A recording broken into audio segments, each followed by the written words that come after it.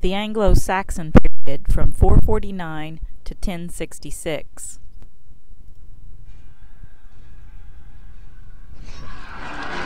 In the darkest days of the great Roman Empire, a barbarian horde rises up to claim a land of its own. Hungry for power, fiercely pagan, their culture thrives on treachery, blood feuds, and merciless brutality. They come as raiders, but their name endures, etched on the land itself. The thunder of their conquest echoes across a continent. Their legacy around the world. For they are the Saxons, the warrior kings. We're going to start looking at the Anglo-Saxon period, an introduction to the literary period, and we're going to start by looking at the interactive timeline.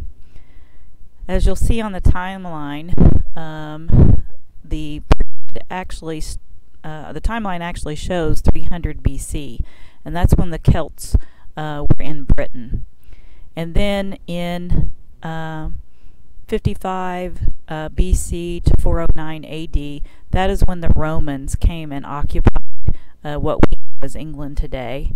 And finally in 449 we have the Anglo-Saxon invasion, and then in 878 King Alfred defeats the Danes, and finally the period ends in 1066 with the Norman invasion.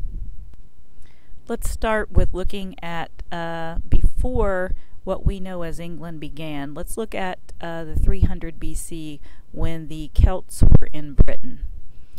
The Celts were in Britain before and during 4th century BC, and Britain is home at that time to several Celtic tribes. There are lots of little areas of Britain divided out amongst these tribes. When Greeks came to visit Britain in 4th century, they encountered tall blonde warriors who called themselves Celts. And Britain was actually named for one of the Celtic tribes named the Brythons, and what we know as eventually Britain today. These Celtic tribes have their own form of religion called animism. And animism is a belief that gods live in all things, like trees and stones and water and the air. And these Celtics had Celtic priests that were known as Druids. That is a pre-Christian priest, and the word Druid means itself knowing the oak tree. Celtic priests performed ceremonies in oak groves and considered oak trees, as well as the mistletoe that grows on oaks, something sacred. And in the picture on this slide, you see Stonehenge. And Stonehenge stands atop a gentle slope in the dry grasslands of the Salisbury Plains in southern England. Scholars believe that Stonehenge was built by Iberians who lived in Britain before the Celts, and most archaeologists believe that Stonehenge was used by the Druids for religious ceremonies having to do with lunar and solar cycles.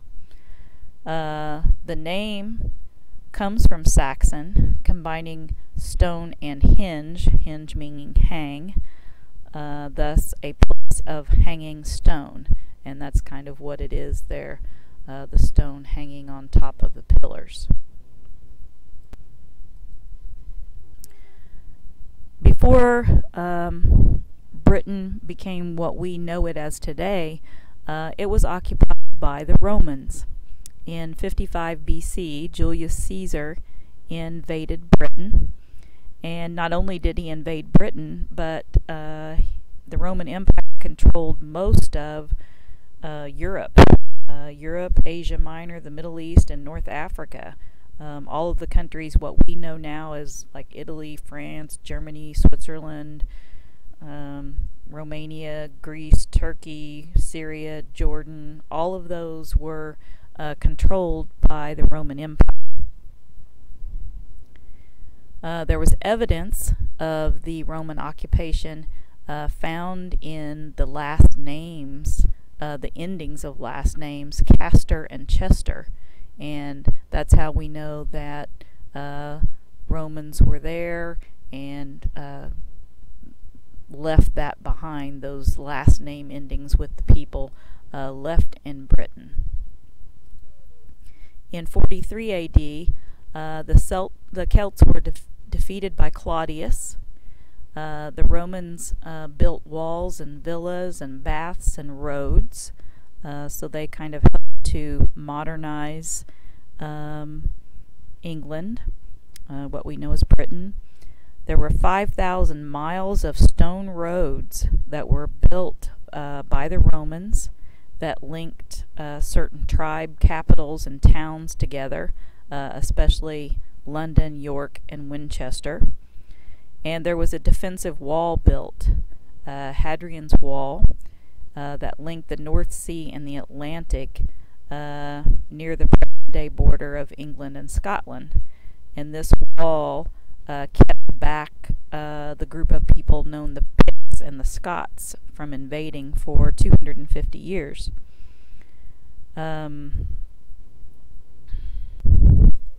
However, in 409 AD, the Romans had to evacuate their troops from Britain, and because they were in control of Britain and their army was in control of Britain, this leaves Britain very vulnerable to attack. And the central government that was run by the Romans also breaks down. The Roman Empire itself was being attacked, and so the soldiers were called home to help defend Rome. And this leaves, obviously, up for grabs. A surviving soldier rushes to report the latest defeat to the British nobles. Desperate and confused, the aristocracy is now controlled by one ambitious man. His name is Vortigern. Vortigern is a shadowy figure because his name comes from later records. He's called earlier on the Tyrannus Superbus, the most arrogant tyrant. But he was probably a king of some sway over much of the island. Vortigern proposes a very Roman solution to the problem of the Picts, mercenary soldiers.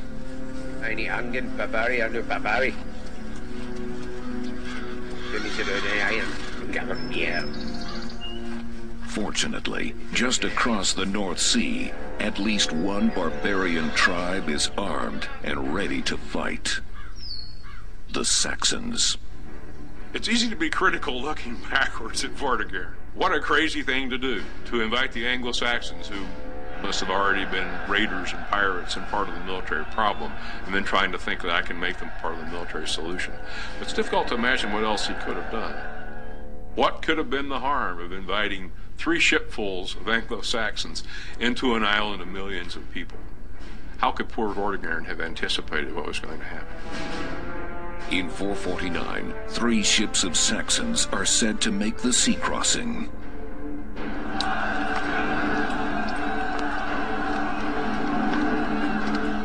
Along an ancient Roman bulwark, the Picts meet the Saxons.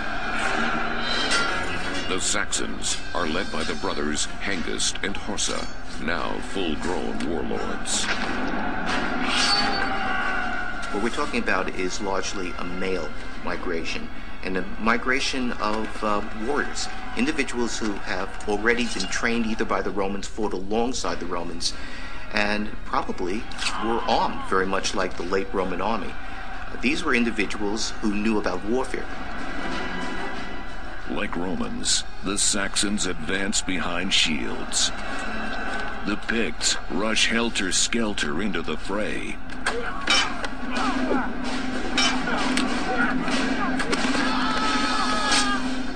Saxons push the Picts back to the Highlands for good. The British Lord Vortigern celebrates with a lavish feast in honor of his new allies.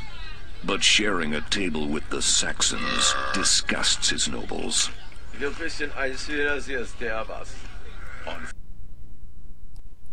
So in 449, the Anglo-Saxons put Saxons in the Jutes.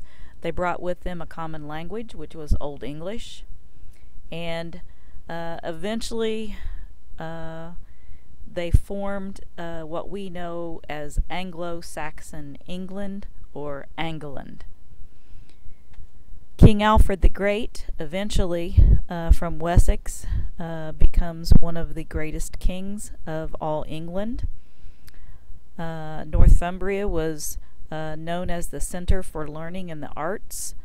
The religious mix of the Celtic and the Anglo-Saxon influences. Even though the country was not unified like we know it today, it does form some type of grouped society. Anglo-Saxon society had different groups that were led by a strong warrior chief. Mainly they were divided into two kingdoms, and the Anglo-Saxon king was the absolute ruler and the mighty warrior. They typically had two classes. There were the thanes, or the earls, who ruled and were related probably to one of the leaders of the tribes. And then they also had the churls, who were the bond servants, ancestors who had been captured by the tribe. The warriors were the most admired men. They all believed in a strict social organization based on strict laws and a sense of obligation to others. They believed they had a common language. They shared the heroic ideal and a traditional set. They all had a traditional set of heroes. They admired men of outstanding courage, loyalty to a particular leader, those who were had fierce personal valor, who expressed generosity, courtesy, loyalty, and most of all, they were all aware of the shortness of life. People farmed and established local governments and produced fine craft work, even though a lot of the people this time consider this to be a barbaric time. There was some unity among what they did, and eventually English emerged as a written language during this time period. This is a page from the Anglo-Saxon Chronicle. If you look closely at it, you'll see that you don't recognize the words. That's because the first English language was what was called Old English, and it was kind of a Germanic branch of the English language.